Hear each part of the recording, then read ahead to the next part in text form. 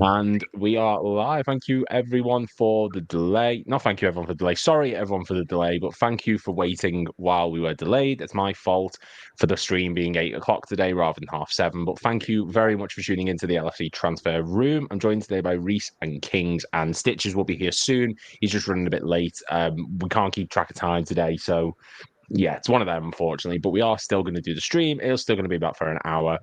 So yeah, thank you very much for watching. If you're watching over on Twitter, come over to YouTube. You can get involved with it that way. You've got to get involved with the comments through YouTube. We can't do it yet through Twitter because we're not advanced enough. Elon Musk hasn't pulled his finger out from somewhere yet to manage that. So we'll get to that at some point. But we've got a lot to get through. We've got the likes of Florian Wirtz being monitored. We've got Anthony Gordon's deal, which in his eyes apparently nearly happened. That's why he didn't play so much for England, because Gareth Southgate was aware. And all the breaking news from like David Lynch. He's been on Anfield Agenda and he's been speaking about lots of different things, including Zubimendi's deal. So we're going to break into all that. If you haven't already, make sure to click like and subscribe, the usual stuff. Come and get involved, and let's get to 11,000 subscribers by the end of the month. Not the end of this month, the end of October. It might be a bit much to say the end of this month, but end of October, I think we can do it. But yeah, I suppose Reese, we'll go to you, man. First off, how are you doing? And yeah, just how you doing, man? All good? I'm good, yeah. Just grinding, working, same old stuff. Obviously, the weather's starting to go back to winter. It was a bit up and down, like raining, sun, cloudy, the usual. But yeah, I'm good. I can't complain. Good, man. Good. Hello, Stitches, man. How are you doing? You all good? Yeah, I'm good, guys. How are you? Yeah, not bad. I was explaining to the people watching that obviously you were running late, but I was running late as well. So it's, you know, but it is what it is. It's both of us. Kings and Reese are the only two who are actually professional here in the group. So as Jay Muse says, lots of Lynch bombs today, and absolutely. Yeah. So I suppose, Kings, I'll go to you first, because David Lynch has really, in the past hour or so, a lot has come out. Now, we touched on Zubimendi a bit last week in R1, probably since, but I mean, I'll get your quick thoughts on it as well as you telling us how you're doing. But David Lynch has said he's still not signed that contract, so keep an eye on that one. Come January, we could have a decisive move now that he knows where Real Sociedad's season is heading. Nobody from Liverpool has told me that bridges have been burned. So, positive, I suppose. Do you take that as a positive sign? Yeah, I suppose, as we said last week, the thing we did with Virgil van Dijk, where we kind of tried, didn't happen, went back in January, deal got done, etc. And we know that how that worked out. So I'm sure they won't burn their bridges to a point, because if he's wanted that much by Liverpool, why would you I mean, if they go back in January and he says no again, I'm staying, etc., then fine, cut your ties, that's it, move on. If there's a chance, why not go back and just test the waters again and see? Because some of the promises I think that he's been given, wages, etc., haven't materialized. So to him, I suppose, even though it's his boyhood club, it's a bit of a kick in the teeth. So he could come to a club like Liverpool, test himself, and really see if he's worth all the hype, really. But yeah, I definitely, go back in and see if he really does want to come this time and go from there, I suppose. And I suppose as well, you said, he's a very talented player. We all know that. And obviously, Sociedad haven't come up with this new contract. According to reports from what I've got open on my screen, Zubimendi only earns £35,000 a week. Now, to put that into perspective, that's less than likes of Luis Diaz at the moment, who's on 50k, as pointed out here in the comments. It's less than Joe Gomez. Curtis Jones is around that mark as well. Like, there's so many players on the same-ish price tag. It's ridiculous that A, they've not up that, given how important he is, and B, we can offer so much more wages. I mean, Stitches, like, we're not going to stay on Zubimendi for too long because it's something that's probably going to get discussed more and more as we get closer to January. But what do you think a suitable wage would be for Zubimendi, given that we've got players like Luis Diaz who are on minimum wage, Canate, whose contract's got 2 years left, and all these other players? Like, what would you be offering them? Look, in life, you get what you negotiate, not what you deserve, right? So, that's true. With Luis Diaz, I look at it like, I think he was on 8,000 euros or something when we signed him, something pitiful. Yeah. So if you look at that in terms of increments, him being on £50,000 isn't really that bad. It's only that bad when you compare it to what others are getting. But that's what they negotiated. Now his stock is really high. This would be the best time for his agent to be negotiating a new fee or a new wage. Right now, that's the mistake Ginny's agent did, where they didn't negotiate when he was flying high, and then they tried to negotiate when his age was over the age of 30, and you know how we operate, and that led to an agreement not being able to be made. So now is the time for Diaz and his party to be negotiating a new deal and getting a respectable wage. Anything north of 140k a week, I think, is respectable. That's quite a jump from where he is right now, and I think it's reasonable. If we're talking Zubimendi, if he's on 38,000 euros, I think he could easily double, maybe even triple his wage coming to Liverpool. I think 80k to 120k a week would be something reasonable, which you know wouldn't break the bank, but would be respectable for a player. Because the thing is, I don't think Zubimendi's coming to us to be a starter anymore. I think that might have been the case if he'd have taken the deal when we were negotiating previously. But with the way that Gravenberch has performed, with the way that Curtis is performing, I know some people think he hasn't done well. I personally think he has. I think he just needs a run of games and stop getting injured. With those options, there's going to be rotation, and Zubimendi's not going to be first name on the team sheet, unfortunately, anymore. So with that in mind, yeah, I think 80k to between 120, that's pretty respectable for him. It's a really conflicting one for me, because on one hand I respect him because I don't think it's a money situation with him.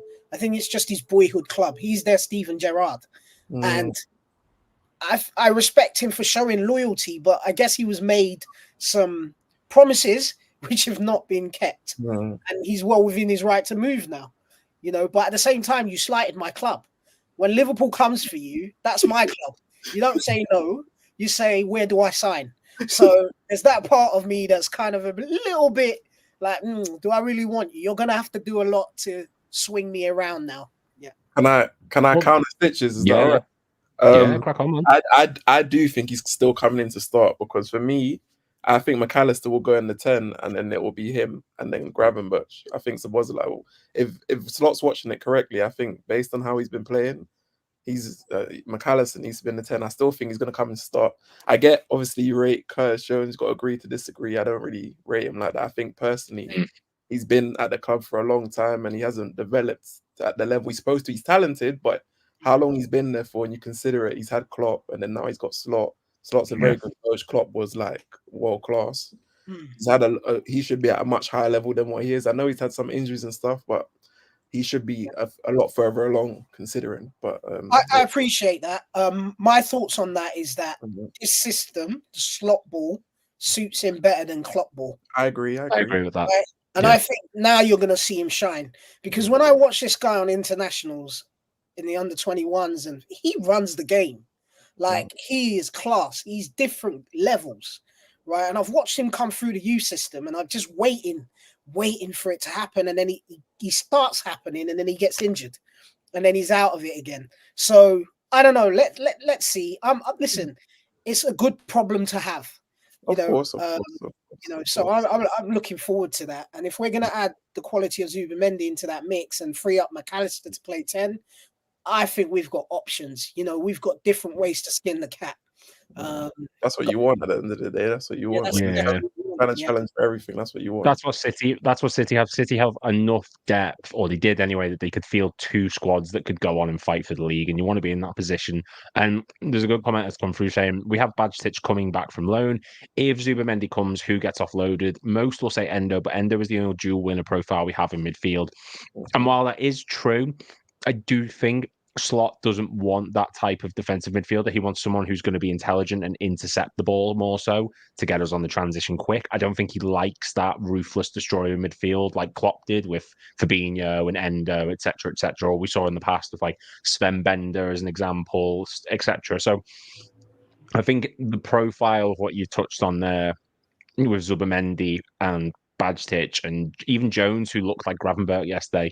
I think they're more the type of player that he's after. And Stitch has touched on the wages there for Zubimendi, about 80k to around 120k, if I'm remembering that correctly. If you look at 80k is like Costa Simicast level. Beneath him is like Canate, Endo, Jones, not Adrian, Harvey Elliott. If you go to 120, only Dominic Szoboszlai is on 120.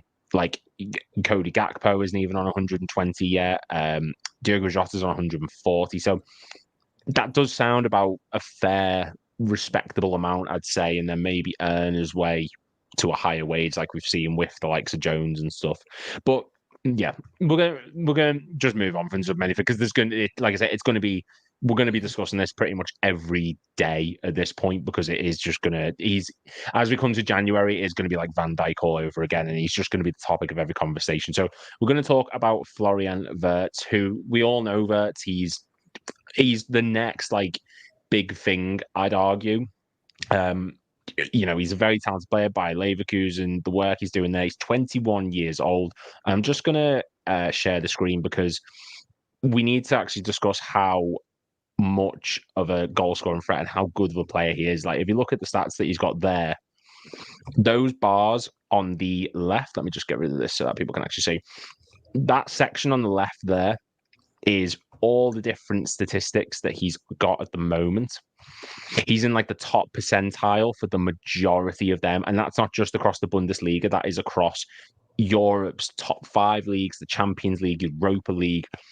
That is how high of a quality of player we are talking here. Now, obviously, whether or not we actually get him is a different story. But Reese, I mean, I'll pass this one around the room, but do we realistically need a Wirtz? And can you see why we're monitoring the situation at the moment?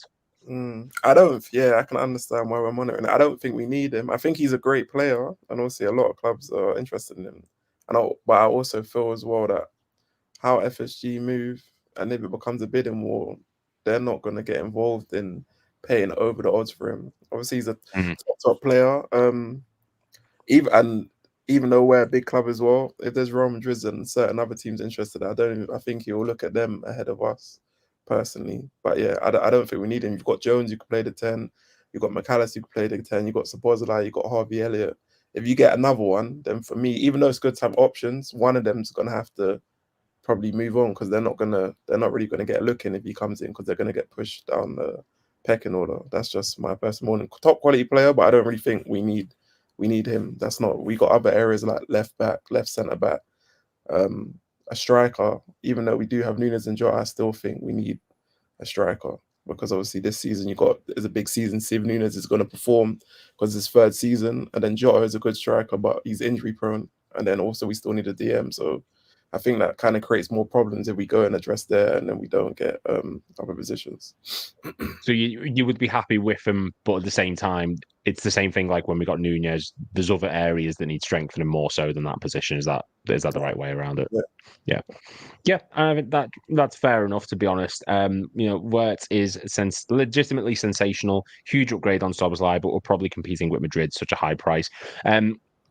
And then saying I'd move on Szoboszlai, we lack creativity up the pitch. I wouldn't be moving on Szoboszlai just yet. He's still got so much to prove, and there's definitely a talented player in there. I think he's just taking his time to adapt to slot system, but I would not be moving Szoboszlai on anytime soon. I don't see the benefit. I mean, Kings, what do you make of the Florian Wirtz? Because we're dealing with a player who is very good at a goal scoring perspective. He's an incredible poacher, fox in the box if you want to, but he's also very good on his pass and play. He's on 8.55 progressive passes per 90, which is the top 99%, 90% for successful take-ons, 92 for progressive carries. Like, everything centers around him, and that makes you think, he would probably start because there's like 100 odd million. Is the sort of reminiscent of when we were in discussion with Mbappe, or supposedly so, where, yeah, it'd be great to have him, but you risk disturbing that front three and players who are already there to bring him in? I think that's a fair comment, because 100 to 150 million pound. Firstly, would FSG even go that far? Possibly not, knowing them. I mean, at 21 or whatever he is, he's got a hell of a good run ahead of him. So even if he signed a 5-year deal and you managed to get him in, yes, I think he'd actually be pretty good. Pretty well. The thing is, I suppose I'm looking at it, maybe if Klopp was still in charge, he liked that creativity up front. That I don't know with Slot. We haven't seen enough yet to see how it's going to pan out, maybe up front, for somebody like that to come in. I know Xabi Alonso has compared him to Messi and stuff like this, and the stats and figures you're giving out, sound amazing. Whether he can continue to do that year on year is a different thing. But if he was coming into Klopp's kind of setup, I'd be more excited, if that makes sense. At the moment, I'm a bit more reserved. And that doesn't mean he shouldn't come. It just means, well, I don't know how it would play out, because he's got this different system. He likes things more build up instead of 100 mile an hour. I can't see FSG spending the money on him. Would I have him? Yes, I think I would. I think he would be a good player. And like Reece said, probably, yes, at least one player is going to have to just leave, because you can't juggle everybody in the squad. And if you've got such maybe a talent coming in, but on the other side, is he going to be a bit like maybe Salah coming in and going, right, I expect X amount of wages, upsets the rest of the squad? Maybe you go like, well, he's just come in, he's a young lad. Why is he getting all the special treatment? It's a difficult balancing act, to be honest, between a new manager coming in looking for a potential star player. Like I said, I don't think they'll go for him. He'll probably end up at Madrid, because that's where they all seem to end up now, because Barcelona can't afford anybody. It was the big two, now it's one, and then there's like the next level. I mean, even Man City, they've got lots of money, but I mean, it's not as attractive option as going to Liverpool anyway, going to Man City, is it? Because it's just Man City. But I just think, go there at the minute. well, yeah, this is it. So I do think that he'd be a really, really top signing, but I just can't see it happening because of the figures involved in it. Yeah, and his wages, I imagine, would be astronomical. He does feel like very much. I think you were perfect. He does feel like a Madrid type of player, but at the same time, they have just signed Mbappe. So are they really going to be in a position where they need to sign Wirtz? I know they've signed players in the past for the sake of it, but does that necessarily mean that they need this extra player? If he doesn't go there, Bayern Munich, they've said that there's an interest there. Harry Kane isn't getting any younger, so of course they're going to have to start looking for the future for that one.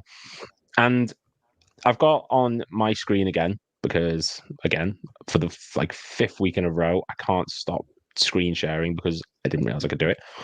This is in comparison to Mo Salah. Now, I know Mo Salah is a winger. I know Mo Salah is not an attacking, like the same way that Florian Wirtz is, because different positions, different players. But Salah obviously gets the numbers to basically compare him to strikers in the Premier League. There's no denying that. Florian Wirtz is on 4 appearances to Salah's 5. He's got 1 extra goal. He's got a slightly lower XG, but he's got more goals per game. He's got more expected assists.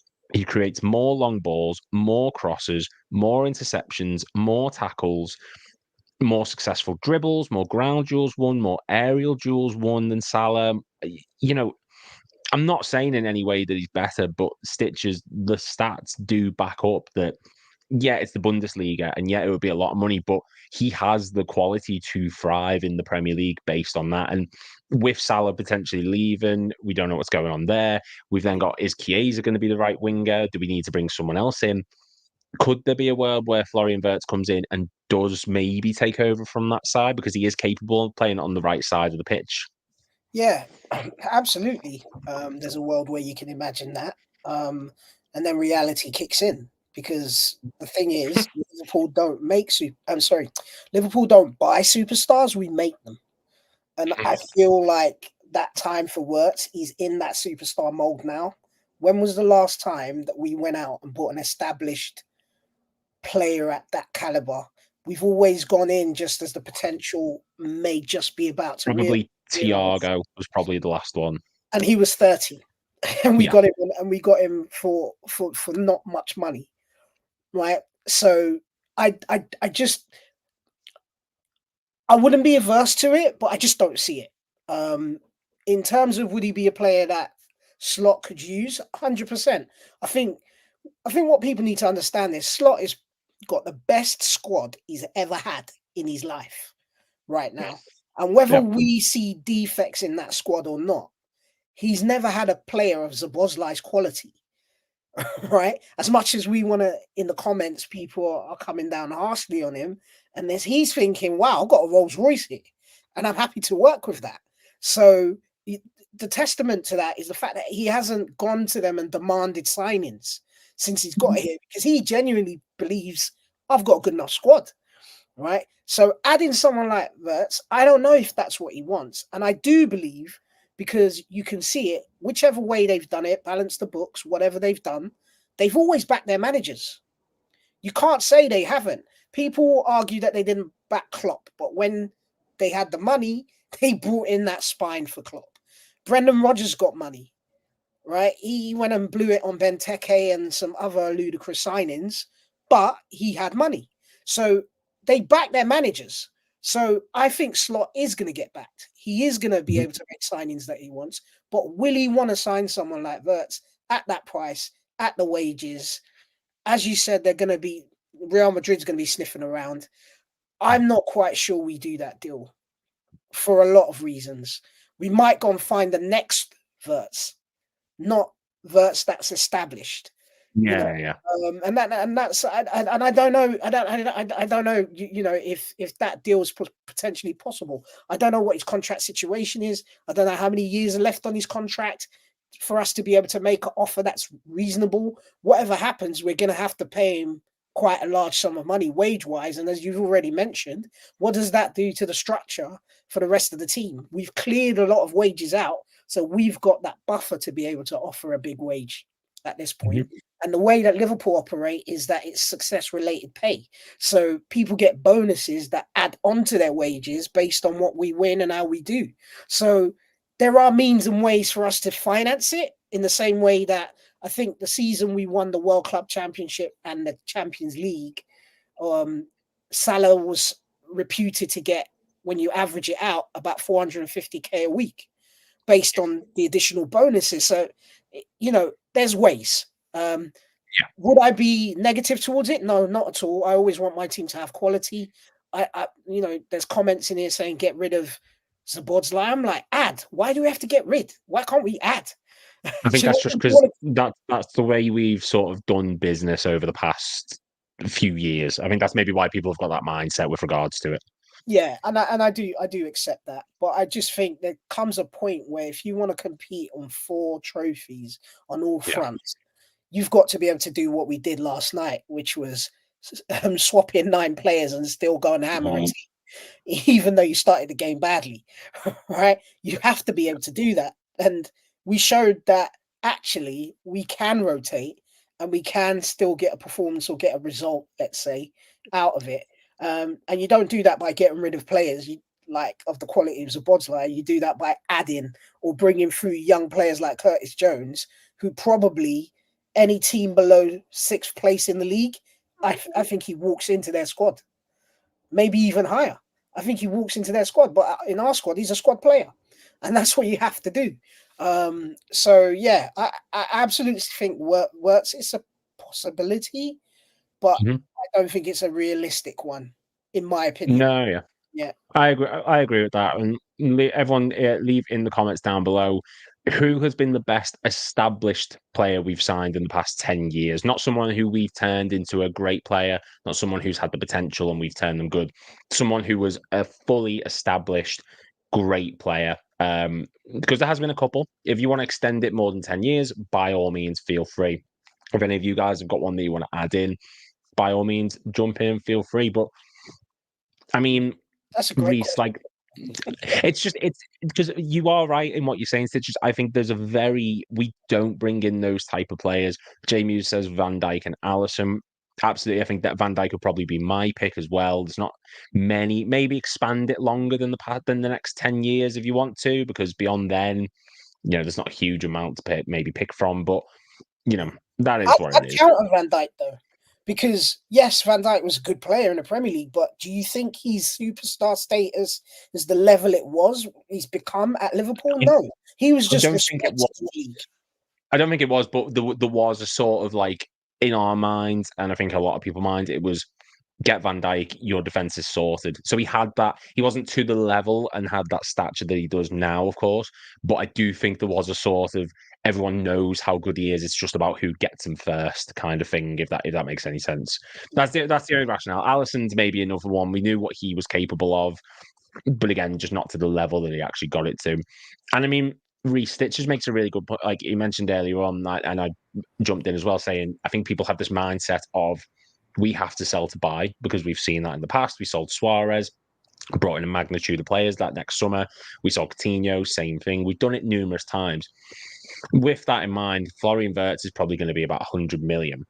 So I'm giving you the hard question. How do we fund that money? What's the best way to maybe go about this? It's a hard one, I know. So it's, if anyone else, Kings, if you want to jump in as well, if anyone's got any ideas in the comments, let us know. Potentially, what I was going to say is, where's that Caicedo money? There you go. Think that's been used on Mamardashvili now and Chiesa. No. It doesn't add up. The maths is not mathing. Where's that? That's what I was gonna say. I was trying to think of selling players, but when you think about it, unless that was a publicity stunt, they're messing about. Where's that money? Where's the money from the Nike sponsorship when it was meant to be a history-breaking sponsorship deal? Yeah. Supposed to be, and stuff like that. So I don't think we should have to that. There should be around 150, 200 million there without us even having to feel it. Because each season, like I said, even though I agree with Stitch, most of the time they do usually back. There's times sometimes a bit up and down. Obviously, not to try and go off topic too much with Rodgers and with Dalglish, they backed them two really hard, and then they realized afterwards that they're not going to do it that way because it was quite wasteful in terms of the amount of money, especially with Dalglish. But yeah, I don't even think we necessarily have to. We shouldn't even have to sell because we're not even spending like that majority of the time. There should be money there, and if you were to spend 100, 150, we shouldn't even feel it really. If you look at our spending compared to other clubs, like in the last couple of seasons. Yeah, I agree. I think that's right. I think that we've kept our powder fairly dry quite a few windows now. So I think depending on how successful we are this season, having Champions League football again and everything, new deal with Adidas coming over the horizon. We did a great deal with Nike, which wasn't just based on a kit sponsorship, it was based on a lifestyle, selling, clothing and merchandising, and that was a great deal as well. So I think if we did want to go out and spend big on one player, I think we're able to do that. I think that depending on the formation of the deal, the immortalization of it, how we break it down, I think that it is a realistic possibility for us to do a big deal if necessary. But with that being said, that's going to be taken in consideration with what the state of the squad is. But we don't know what's happening with Van Dijk, Salah, and Trent. We know that there are a left back situation that we need to deal with. Potentially, we need to get a centre back. The club's going to be taking a decision. Whereas, do we spend that amount of money on one player when we need quite a bit of surgery done over the next few years to our squad to keep that balance? So, do we go prudently and make 2 or 3 signings, or do we go and splash big on one and potentially only be able to make one other signing? And I think those type of considerations have to come into it as well. That is exactly it. Well, I was going to say that he's bang on, to be honest, because I can't see, as I said at the beginning, I can't see them spending that much on one player when they say we need 3 maybe to cover these positions. We'd rather spend that over the 3 different players, 50 each kind of thing, and get really good players that they can then obviously make into what we've just said, bigger stars, I suppose, at Liverpool. But they'll have potential then to move on, possibly. But there's no way. I just can't see it. It's just not something they do, or they haven't done that. I'm not saying they haven't backed managers. They have, of course they have. But to that amount, and he's so kind of looks like he's going to be in so much demand. I just can't see it happening. They're not going to get into a battle or a bidding war or anything else because it's 100 to 150, they reckon. But if Real Madrid come in and Man City want to have a go as well, and even, he's not going to go to Newcastle, but they could still throw their hat in because they've got extra money. And then before you know it, it's 175 million. And it just goes up and up and up. That's the problem. So then Liverpool pull out. The fans have a go at them because they say, well, you weren't really interested. You were just almost making up the numbers to look good. So FSG lose out that way because everybody has a go at them saying, well, you just did it to make yourselves look good, knowing you weren't going to pay the money out.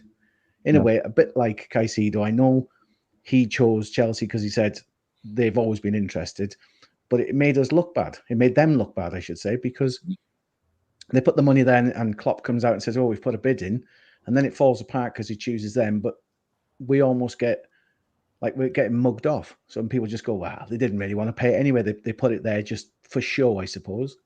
And then, they go out and get other players. Now, don't get me wrong. McAllister has been a revelation for the money we paid for him. He's absolutely, he could, I don't want to be crude or anything. He could pee all over Caicedo. Do you know what I mean? He's a World Cup winner. He's absolutely fantastic as a player. You can't knock him. Yeah. And look at the money paid for him. It's a fraction compared to what they paid for Caicedo. I'm glad that we went down that route in the end. But at the time, it just seemed like, well, yeah, we're going to pay all this money out. And then, they pull out and or whatever, it doesn't happen. And I just don't want to get mugged off, to be honest. So I'd rather him spread it out over, and that's probably what's going to happen. They're going to spread it out over a few players. Well, I think you're absolutely right. It does. In a perfect situation, we'd love it to be spread out. And we've seen it in transfer windows in the past. When Mourinho came in at Chelsea, they went on a big spending spree. They absolutely smashed the league for the next 2 years and competed in Europe, got to multiple semi-finals and finals.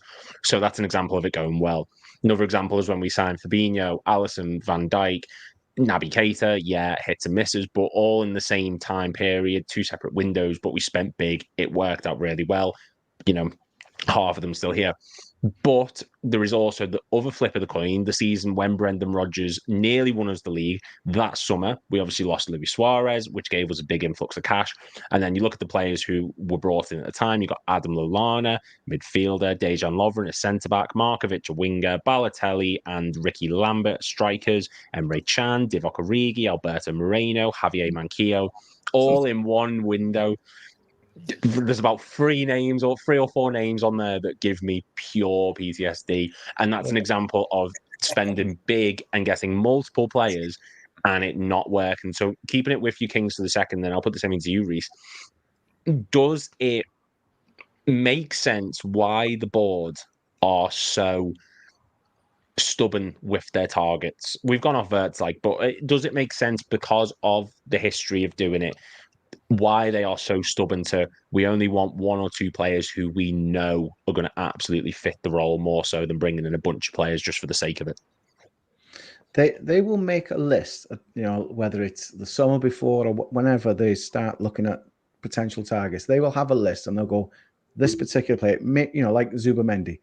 And again, it's not him particular, but they'll have a list and they'll go, right, he's the number 1, number 6 kind of player that we want. They've maybe got a reserve that they go, well, he's going to cost similar and he's got a bit less stats and we could have him for a bit less. But I'm glad in a way that they don't go, he's 5th choice, we'll take him just to make it look like we've made a signing kind of thing. So when they make their decision of this is the man we want, they look at it and go, he's the right fit for whatever reason, whether it's his stats, the price, the sell-on fee, whatever they look at, or a combination of all of it, I suppose. They will look at it for a reason why that particular player is number 1 choice. And if they go to a number 2 choice, I can understand that because you don't always get your first choice player in. But if you start going 4th, 5th, 6th, and then you go, we'll have the 5th choice as centre-back and our 3rd choice as left-back, and you're depleting your squad, really, because potentially the players are less value to that team, to the squad when they come in, because they're further and further down the pecking order that Liverpool wanted. So I agree that they should really stay for their main targets. And if they don't get them, hold the money over. And again, I've referenced it a few times, I know, but a bit like Van Dijk. They held firm and just went, no, we won't go out and get another centre-back. We will wait and see how it develops. And they got him. And along with Alisson, obviously, we know what happened after that. We were league champions and Champions League winners. And so to me, I can understand why they stay quite solid in their pursuit of particular players. Yeah, and Reese, following up from that, does that not mean that the board, and this turns to an FSG thing, sorry, but does that not mean that they warranted that bit of extra trust because of how well their signings have been? Even if they only sign 1 or 2 players, they seem to be hits. Like, even in the season where we won the league, we only signed 3 players, Adrian, Sepp van den Berg, and Harvey Elliott. We've made a profit on Van den Berg. Adrian cost us nothing and actually won us the Super Cup, and Harvey Elliott is now developing into this great player, obviously the injuries aside. But have they not warranted the trust of, if you sign 1 or 2 players in a window, I'm fine with that? Was you see the Harvey Elliott, the Van den Berg, and Adrian? Wasn't that when we won the Champions League? It was after we won Champions League, going into the season we won the Premier League. Similar to Kings, I do think they have a particular strategy, and I agree with that strategy. That I think you should go after that particular player, even if you don't get him, and there's still a chance of getting him. Because I'm a big believer in quality over quantity. You see what's kind of happening with Chelsea and their circus situation, just buying for the sake of buying, and you're not going to really build a team that way. You're not really going to progress in the right way because you've got too many players to choose from. I do think that strategy works, even when they had Edwards originally scouting players in the data and whatnot. And we have got certain players for cheap over the years, that when you got a Shaqiri, you brought Tsimikas in when he was the second option when we didn't get. I can't remember who the first option was, I think, but we couldn't get him, and then we got Tsimikas afterwards. Personally, I respect the transfer strategy. I understand why that works. I just still wish that when push comes to shove at certain times, that we spend a little bit more when it really matters. Well, speaking on spending just that little bit more, one deal which we were really discussing a lot over the summer was Anthony Gordon. He was rumoured around 60 to 70 million, around about that kind of bracket. Now, according to him, or according to teammates, Anthony Gordon told his England teammates that the switch to Liverpool was going to happen. Gareth Southgate was well aware the player was distracted by the talk, and this was one of the reasons he was not involved more at the Euros. Sorry, England fans, it's our fault. But, I'm an England fan, so I can't really say it. But Anthony Gordon then. Go on, sorry, go on. No, Reece, go on, man, you jump in. No, I was going to say, wouldn't that be his fault then? Because he should have kind of kept his mouth closed and been a bit more professional. Even though he's excited about the move, it's like, be professional. There's a time and a place when to talk about it. You don't act like a little schoolgirl, like when you kind of thing. I mean, that's just me. Like personally, like you kind of keep it together a bit. Discuss that when the time's right, not when you've got a big tournament and you're playing for England. You got to first. But yeah, sorry, continue. No, because it is a great point. You should not be going into an international tournament discussing what's going on at your club. Roy Keane said recently he never used to do that. He used to hate when people came into the international setup and started talking about their own teams and thought he doesn't want to hear it. You're there as a team, work as a team, discuss everything to do with that team. And Stitches, I mean, Reece has brought that great point up. He shouldn't be doing it, but also, how close must we have been then to getting this deal done? Because if he's believing it's done and the talk was so high, surely we must have been close. So how close do you think we were? But also, what do you think went wrong? So I from the sounds of things, reading in between the lines, it looks like it was pretty close. I just want to pin my flag to the mast and say I'm ambivalent about Gordon. Like, given that we've got, I'm take it or leave it with him. To hear that it's absolutely that close, that he was announcing that it was a done deal to people around him. Obviously, he's going to be excited because it's my club, Liverpool. So why wouldn't you want to join?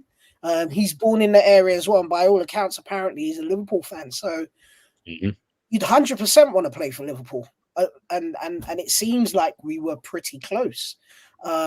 Which is interesting when people say we don't want to spend money, because we would have had to spend money to get that deal over the line, a substantial amount. But I guess Newcastle pulled that kind of 11th hour deal that meant that they didn't have to meet any kind of financial requirements, which meant they didn't have to sell Gordon or Isaac Yes, yeah. Isaac, sorry. Yeah. So yeah, I mean, you always find out how close these things were after the event. Don't you? We were close to signing a Mbappe at one point, by all accounts. The deal was on the table and everything, and then Real Madrid came in, and that's twice because I think we were also in when he was leaving Monaco. So listen, it's kind of after the event thing, isn't it? It's like I'm not going to get excited about it because he wasn't a player that I, massively wanted. And it's like all the rumors you hear about who could have signed here and who could have signed and who was close. Like, you hear all of these things and it's like, well, it didn't happen. So what am I supposed to get really excited about that? We're flying. We've got Diaz and Gakpo's looking immense. Do we really need him? Not sure. And this goes back to what we were saying before about the board. Yeah, we didn't sign him. Yeah, we didn't sign a player. But we've spent no money, and we've now got these two top-class wingers who have developed into this summer. And this comes back to what we were saying before about Slot. One of you made the point, and I'm so sorry I forgot who it was, but made the point of Slot hasn't needed a lot coming in. That's how good this squad is. And Diaz and Gakpo on that left wing, Kings. I mean, I don't personally see a world where Anthony Gordon's deal gets resurrected, given how good Gakpo and Diaz have been. Obviously, things can change. We know that, but do you think this is ever something this is going to materialize again? And yeah, can I just add to what you just said there, right? And this is kind of a call to Liverpool fans that are listening. I'm speaking from my heart, like what I feel. We've got to start respecting our players a little bit more. It seems like, before the player signs for Liverpool, everyone talks about how amazing they are. And then as soon as we sign them, we start talking them down like Szoboszlai because they just happen to be going through a dip. All of a sudden, he's not as great as what we thought he was going to be. Gakpo, same. Gravenberch, same. It happens to Curtis. It happens to a lot of our players. We always seem to think the grass is greener on the other side and there are better players out there. But the reality is these are top players, right? And as you've just mentioned, I don't necessarily see, given the form that these players have now, Diaz, unless one of them agitates to leave, I don't see him coming. Like, what role is he going to fill?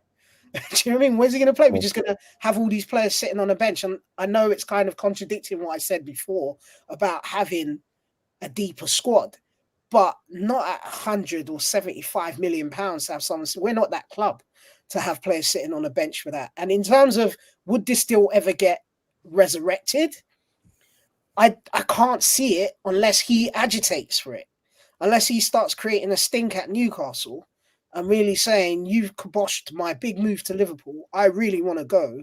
I'm not signing a new deal. I might go on strike and starts creating a bit of a scene. That's the only way. I'll put that one to Kings then, because I'm in agreement. I don't think this is not going to happen unless he forces it. But like you said as well, someone would need to leave. And I mean, Kings, can you really see a world, given how well they're playing at the moment, where Scott's looking at Diaz or Gakpo and going, not for me, I want Anthony Gordon still? No, I can't see it. 90%. And what I mean by that is this season, so far, I mean, at the end of the day, we're only on a handful of games really, but everything's looking good. And, Diaz and Gakpo, not an issue whatsoever with either of them. Can I see them going back in January? No. If Gordon decides to dig his heels in and not sign a new deal, though, I think it runs out in 2026. So if we get to May 25, he's only got 12 months left. And then there was rumours, obviously, maybe this summer that Diaz was going to move on. And I just wonder, maybe next summer, that's where the 10% comes. That's the bit that's really sticking in the back of my mind. I'm thinking, at the moment, I'm quite happy. I don't need him here. I didn't want him here in the first place. I'm not bothered. I don't care if he's a Liverpool fan or not. I'm quite happy with the squad. It makes no difference because, Harvey Elliott said that, and loads of people say it when they sign. Oh, I was a boyhood fan. Yeah, Ricky Lambert. I know he was. Yeah. It's like it's irrelevant really nowadays to say you were a Liverpool fan when you were growing up, because we have that many players coming in from all over the world. It's kind of like, well, it's just there's top players out there and they are willing to come. whether you're a fan or not. They'll still play here. But the 10% that's nagging in my head is if he digs his heels in and he's got 12 months left on his deal, and maybe next summer, I can't see him, Gakpo, going anywhere. But a little bit of me thinks maybe Diaz might just be tempted to say, I'm going to try elsewhere. And if he does, that creates a space. Whether he's still going to be 70 odd million with 12 months left on his deal, I don't know. That's where they could argue the point. Maybe it might come down a little bit. It doesn't always in the last year of your deal nowadays, but it could come down to, say, 50 million. And it's like Liverpool will be tempted maybe at that price and go, do you know what? We'll go back in for him. We need another winger because Diaz is moving on. What's Diaz at the moment? Is he about 28, 29? 20, going on 28, I believe. Yeah, so next summer, you know what I mean? He's 29, and who knows? Not everybody is as good as fitness. We're like Mo Salah. He seems like the ever ready bunny, doesn't he? He goes forever. He's not. Well, not everyone can do that. I mean, I seen it in the chat earlier. You know, you give a new deal to Salah or Van Dijk, etc., and you say, right, there's a new 2-year deal. 6 months from now, they might drop off a cliff, and it might just be that, you know, I think they were compared to Casemiro. You get him in, you think he's going to be good, and then it just like doesn't work anymore. Right. And I don't want that to happen to either. So, you know, that's a completely different thing. But next summer, Diaz might be just like, you know what, his legs aren't quite as good. I'm not knocking the guy. I think he's great. And he does bamboozle, you know, players when he's running at them. He's really good at that. I just wonder next summer maybe if they're going to be tempted to say, well, we'll go and get somebody younger. And his price has gone down a little bit. So they might be saying to him behind the scenes, you just hold fire a little bit and we will come back to you. That's my 10% with it. Yeah. And there is definitely a world where that could happen. And Liverpool Truth Sound said it had nothing to do with the club not wanting to spend in the summer. If everyone actually took note of what Slot said the entire window, then it'll become clear the moaning was nothing. And yeah, Slot did say, I think this squad is good enough. I'm only going to bring someone in if I think they can already improve on the class players that we've got. So, you know, when you've got... So far, he's been proved right. Yeah, exactly. And that's the point. He has been proved right. Chiesa's not seen many minutes, and Mamadou really isn't even here. So without those shiny signings, we've done so well. Just talking about him, Lou, what did you think of Chiesa last night? Because I personally just thought he had a few good touches in him that you think, because he started and he got into the game instead of coming on for 10 minutes at the end to get a bit of fitness, because he started and he just kind of found his feet a little bit, and there was flashes of maybe what could happen with him, and a few good touches there that make you think, do you know what, 10 million, as we would say to us, is a lot of money, but to a football club could be a bargain. Yeah. Go, Reese. Do you want to take that one, and then I can give my thoughts on it as well? What did you make of Chiesa from last night? I agree. I think he had a few good moments. Obviously, he kind of was growing into the game, and you got to remember he's not like fully fit. Like Slot said, he was probably around 60 minutes match fit. He had like flashes where you could see, and obviously everyone knows what he's capable of. So I think it's very promising, and I'm expecting obviously more to come. I do think he's going to play a big role this season because I've been crying out for, even though Salah's a phenomenal player, I've been crying out for him to have some competition, to have someone else that can come in there. And you could see when Salah came on, even though he didn't play, he wants to play every game. He looked like he had a bee in his bonnet because he didn't start the game. So yeah, I was very I was impressed with the moments that I saw. I think there's a lot more to come from Chiesa. No, I agree. I think Chiesa yesterday, you can see he wants to put himself in the right positions. He's definitely got talent on the ball. I think his mindset at points to where moments where I thought, just try and beat your man. Just try and have a go. Just try and... But it seemed at points that he was very sort of pass back first. Maybe that's Slot system. Maybe that's just the way he wants him to play. But there were a few moments where I was looking at him and was like, I just want to see you do what we know you're capable of. And what was it, this match, or was it the Bournemouth match where he's on the edge of the box and he puts it through the player's legs, but he gets out muscled, or someone's offside, like Simicast. So he has got that in him. Had that shot gone in that he attempted, I think that would have been up there with like Ben Hayes' bicycle kick against United. Like it was the credit to him to try it. He's got an assist. It's just nice to see him get a minute. I think he's definitely got promise. He can definitely find a system into this team. And what Reece has said is absolutely spot on. Salah needed that competition more so now than ever because he is getting up in age. He is in the final year of his contract. Maybe giving him that extra little bit of bite to want to stay in this team. because we know that's what he wants. He wants to compete at the highest level. So I see no downside to really having Chiesa. And for 10 million as well, you've just got arguably the steal of the summer, or one of the steals of the summer. So yeah, it didn't set the world alight, but he did have a good game. I mean, Stitches, what do you make on this? So I think there's one point that we're overlooking here. I think some other podcasts and commentators on football talking about Salah going missing at critical times in the season. And as much as we believe that he's superhuman, he is a human being. And the amount of minutes, he literally plays like every single minute. And the guy hardly gets injured. I think the injury he had last season was probably one of the longest injuries he's ever had whilst he's been with us. So what I see the Chiesa signing as is someone who's able to come and lift away some of the burden of minutes that Salah plays, which may mean at the business end of the season, he's a little bit fresher. He's not completely run out of steam and on his last legs. You know, especially in those periods where he's fasting for religious reasons, because people underestimate how much that takes out of you. I'm not Muslim myself, but I sometimes fast with my Muslim friends, and I don't know how they do it. I don't know how they train.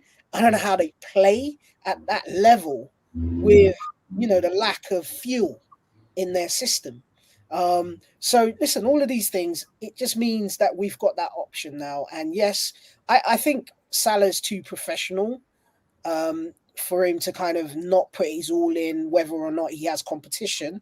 However, maybe that 1% difference of knowing there's someone waiting in the wings to take your shirt might drive him on. I don't know. But yeah, I think the minutes thing is really important. And Chiesa, to me, he looks very sharp.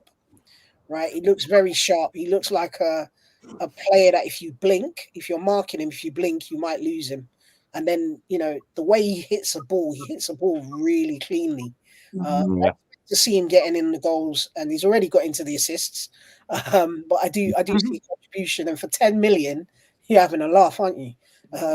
You know, we've pulled the wool over their eyes with that deal, I think. Do you know what I mean? So yeah, I'm quietly confident about what we're going to see from him. Well, we've got about 5 minutes left, so I've got a few comments that I've saved. Not all necessarily Liverpool, but like I said, we've only got a couple of minutes left, so we're just going to... Paul Gordon says, backroom staff doing an excellent job on fitness and managing minutes this season. Definitely. I do think that is something that Klopp, he did well at points, but there was moments where you just thought, this player, you can clearly see they're not up to it. They do need to be rotated. Slot seems a bit more ruthless with regards to that, and I like that he's taking the cup competition seriously as well, because... City, Peps came out and said, look, we're not bothered about this. I'm going to have to field weaker players. Woe is me, sad violin. We are taking it seriously. So this is a great chance for us to actually win it. Paul says, do the panel think Jack Grealish will leave City at the end of the season? Everyone just got to go first. Can I just say, I think a lot of people are going to be leaving City at the end of the season, the way things are going. You know, it's not just about. Yeah, I didn't even think of that, to be fair. Yeah, how many players are going to stand or stay if they're hit with a points embargo, if they are relegated into lower leagues? Well, Haaland goes, definitely. I mean, if we go through the squad, like Haaland definitely goes, Bernardo Silva definitely goes, Rodri goes. Yeah, Rodri goes. Edison goes. He was already close to going to the Saudi Arabia. Edison, Kyle Walker. Kyle Walker is, for me, he's finished. So I don't know where he's going to go. For me, it's only going to go down. He was linked to Bayern this summer. Like, I mean, he's still got. He is definitely declining, but he's still got talent in him. Like, I mean, there's a lot of players that are probably going to leave City. Let's be honest. Kings, I'll put this one to you because I think this is a really good point, and I've noted it down for something that I'm going to do on my channel soon. After last night, you can see a lot of rustiness from the likes of Bradley and Kwanzaa, and Jones did well. That back line last night, I don't know about you, Kings, and let me know if I'm wrong or right. It's your, I don't think they look particularly comfortable playing this type of possession-based slow build-up that Slot wants. I think Gomez in particular had an 86% pass completion rate. There were so many times his passes got intercepted. is it a worrying concern that they don't seem quite up to play in this style in case like a Van Dijk gets injured or a Trent gets injured or something? I think for the main starters that start week in, week out in the Premier League, they're starting to grasp it, obviously. Those who are not playing as regular only do it in training or in a cup game.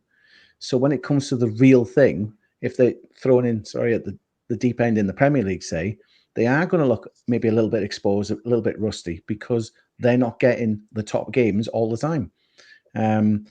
He is ruthless when it comes to rotating. We've seen, obviously, Trent coming off a few times. First couple, he wasn't happy about it, but I can understand what he's doing.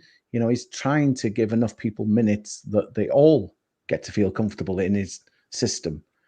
But I think that's what it is. It's just that if they're playing reserves or they're playing, you know, like cup games like last night and not playing full time alongside Van Dijk or, you know, the so-called first team, then each time they come in, they're going to be just questioning themselves, I suppose, a little percentage going, well, can I do this? Am I as good? Because I'm not getting picked regular. And then the first mistake they make, they question it even more. It's like, oh, I've made a mistake now. He's going to be watching me and everybody. So it snowballs from there. And it really needs them, I suppose, to get a run of games.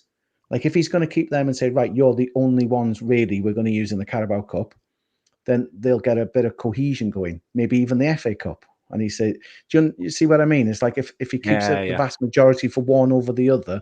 Now, I'm not saying I like that idea, but if he did that, then at least they know they're going to play quite regular in certain competitions and they'll get an understanding better. But when they're chopping and changing so much or coming in for 10 minutes or one game or whatever it is, they lose their confidence a little bit because they're not doing it to a regular standard for him, maybe. Yeah. No, I agree. And last one before we shoot, and I'll give this to you, Reece, and then I'll give it to you, Stitches, just for like a quick one.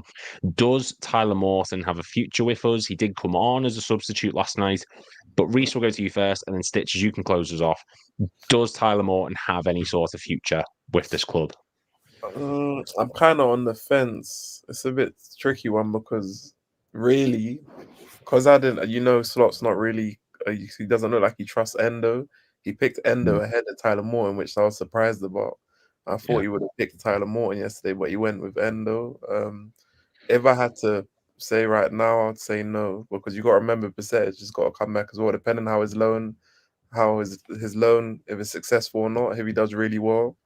They're not going to keep him, Endo, and percentage. So I do think two of them will go. So right now, I would like him to have a future, but right now, if I had to make a choice, I'd say no. Pitches for you, man, for like the last minute or two. What do you think he has a future? I think why not? I think he's clearly a talented young man. I think Endo's. He played well last night, by the way, just to say, but I think his days are numbered. That's my opinion. I think Endo isn't on a slot type player in my opinion.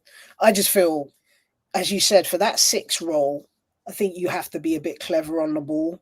You have to, your distribution needs to be a little bit more slick.